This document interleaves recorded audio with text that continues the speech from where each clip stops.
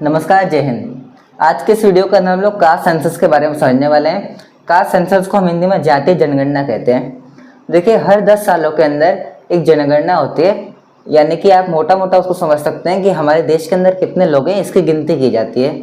और उसके साथ इस साल आने वाली जो जनगणना है 2026 के अंदर, उसके अंदर जातीय जनगणना होगी, कास्ट सेंसस होगा।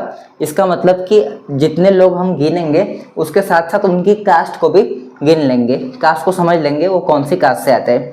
तो इससे अगर हमारा सरकार, हमारे जो गवर्नमेंट है वो कोई कानून पास करती है माइनॉरिटीज़ को लेकर के, तो हमारे पास एक अच्छे से इन्फॉर्मेशन रहे, हमारे पास रिकॉर्ड रहे कि कितने लोग कौन सी कास्ट के अंदर आते हैं। तो उस हिसाब से अगर कुछ बजट वगैरह पास करना होगा तो आसानी होगी।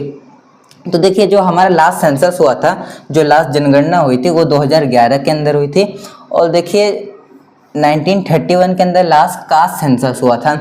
कास्ट सेंसस के मैं कहना चाह रहा हूँ जिसके अंदर ओबीसी, एससी, एसटी, ये सब जो हमारी बैकवर्ड क्लासेस है, इन सब का जब रिकॉर्ड रखा जाएगा तो उसको मैं कास्ट सेंसस कह रहा हूँ। अब आज़ादी के बाद से एक भी बार कास्ट सेंसस नहीं हुआ था।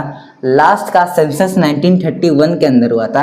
और आजकल जो भी पॉलिसी आती है, जो भी सरकार पॉलिसी पास करती है, वो इस कास्ट 1931 के कास्ट सेंसस के हिसाब से पास करती है। तो तब से लेकर के अभी तक तो काफ़ी ज़्यादा माइनॉरिटीज़ के अंदर, मेजोरिटी के अंदर जितने भी लोग हैं सबके अंदर पॉपुलेशन की बढ़ोतरी हुई है।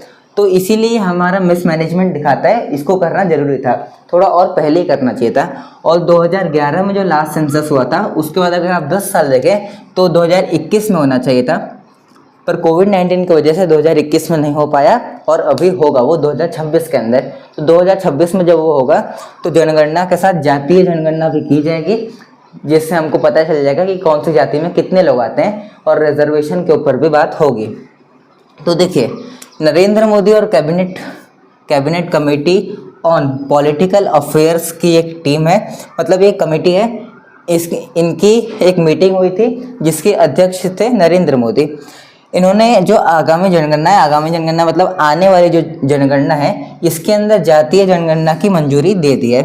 काफ़ी दिनों से अपोजिशन मांग कर रहा था और अब अपोजिशन की भी एक जीत होती है, क्योंकि अपोजिशन सेलिब्रेट कर रहा था इस चीज़ को। तो देखिए, 4 वर्ष पहले जो हमारी गवर्नमेंट है, इन्होंने इसको अपोज किया था जातीय जनगणना को। और मांग किसने की थी? तो राष्ट्रीय पिछड़ा वर्ग आयोग, जिसे हम एनसीबीसी कहते हैं, इन्होंने सरकार से ये मांग की थी कि आप जो ओबीसी, एससी, एसटी, जितने ये सारे वंचित वर्ग हैं, इनकी भी आप जनगणना करें, यानी कास्ट सेंसस करें। तो सरकार कह रहे थे कि अगर हम कास्ट सेंसस करेंगे तो ये देश को तोड़ने वाली बात होगी, हम लोग सब लोग घुल मिल नहीं पाएंगे, इसलिए कास्ट सेंसस नहीं हो रहा था। पर क्योंकि हमारे पॉलिटिकल सिस्टम के अंदर रिजर्वेशन एक कंसेप्ट है, तो इसके लिए हमें कास्ट सेंसस हर 10 वर्ष के अंदर कराना चाहिए, जो कि भारत के लिए ज़्यादा अच्छा होगा। तो उस समय सरकार ने मांग को बर्खास्त किया था, पर आज सरकार इसके साथ आ चुकी है। और देखिए, 2011 के पहले जितने भी सेंसस हुए, आज़ादी के बाद जितने भी सेंसस हुए, उसके अंदर जो भी सेंसस होता था हर 10 साल के अंदर, उसके अंदर ओबीसी को छोड़ के एससी, एसटी को गिना जाता था, सिर्फ ओबीसी के रिकॉर्ड नहीं रखे गए थे। तो अब यही मांग करी जा रही है कि ओबीसी, एससी, एसटी सबका जो है रिकॉर्ड रखा जाएगा। यहाँ तक कोई दिक्कत नहीं। और इम्पैक्ट देखते हैं, ये जनगणना होगी तो इम्पैक्ट भारत के ऊपर क्या पड़ेगा। भारत के सामाजिक और आर्थिक ढांचे को मजबूत किया जाएगा। देखिए, सोशियो इकोनॉमिकल भारत के अंदर बूस्ट देखने को मिलेगा इसकी वजह से। वंचित समुदायों के लिए महत्वपूर्ण, देखिए कुछ ऐसे समुदाय हैं जो आज़ादी के बाद काफ़ी ज़्यादा वंचित रहे, सरकार ने उनके लिए पैसे पास किए भी थे, तो कहीं पे घोटाला हो गया, कुछ हो गया, उससे उनका विकास नहीं हो पाया है। तो अभी देखा जाएगा वो कितने लोग हैं और उनके लिए कितना पैसा पास करना जरूरी है। डिलिमिटेशन, ये काफ़ी अच्छा कंसेप्ट है। देखिए, जब मेरे एग्जाम्पल से समझिए, हमारा जो संसद है उसके अंदर ऐसा रखा गया है, एग्जाम्पल समझिए कि हर 100 लोगों के लिए आप एक एमपी देंगे, एमपी यानी मेंबर ऑफ पार्लियामेंट। ये 2011 के सेंसस के हिसाब से आप कह रहे हैं। अब 2025 के अंदर एमपी, तो मान लीजिए ये एक एरिया है, इसमें 100 लोग रहते हैं और इस 100 लोगों के लिए एक एमपी दिया हुआ है। अब उतने ही एरिया के अंदर 2025 के अंदर लोग रह रहे हैं 200, तब भी एक ही एमपी है। तो यानी कि जितना भाव पहले 100 लोगों को दिया जा रहा था उतना 200 लोग के अंदर मतलब बढ़ जाएगा ना, कम होगा।